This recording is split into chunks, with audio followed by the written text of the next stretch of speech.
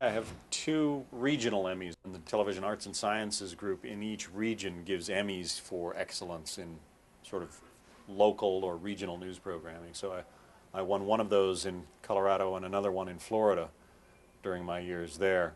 And then the larger one in the middle is the National Emmy that I won for coverage of the Oklahoma City bombing. Anyway, I'm just pleased that stories I wrote earned this recognition really from my peers.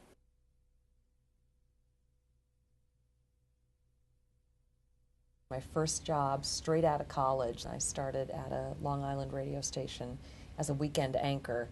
And a news director at a radio station in New York City, one of the big all-news stations, heard me one day and said, "Would you like to come in for an audition?"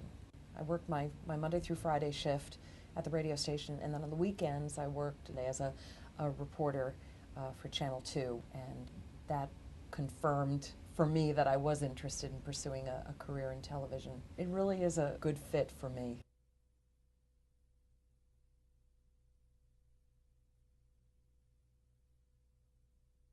Persian Gulf War, Northern Ireland, Kosovo, Somalia, Bosnia, President Bush, President Clinton, Mrs. Clinton, various hurricanes, the Freeman standoff, TW-800, the Olympic bombing, you name it. I think I've been there. I've spent a decade in network news, working my way up through the ranks. Started as a researcher and ended up as an anchor. When you're in a war zone or in a disaster area, you're sort of at the epicenter. You are right where it's happening. You're a witness to history. It's an incredible experience and a real responsibility.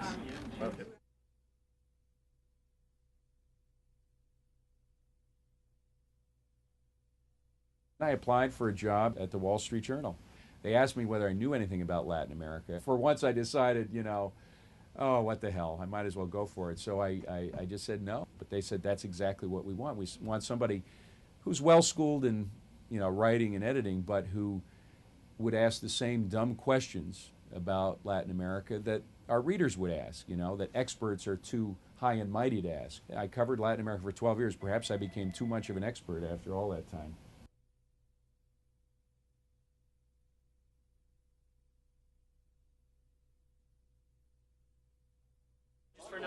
I started here before there was a Fox News channel. There were 3 reporters at the time, and we covered everything that happened. I can remember distinctly covering the Republican National Convention in San Diego, going straight from that to a hurricane, going straight from that hurricane to the Democratic National Convention in Chicago, going straight from that to the White House, and then to the Pentagon for a few days, and then going back to another hurricane.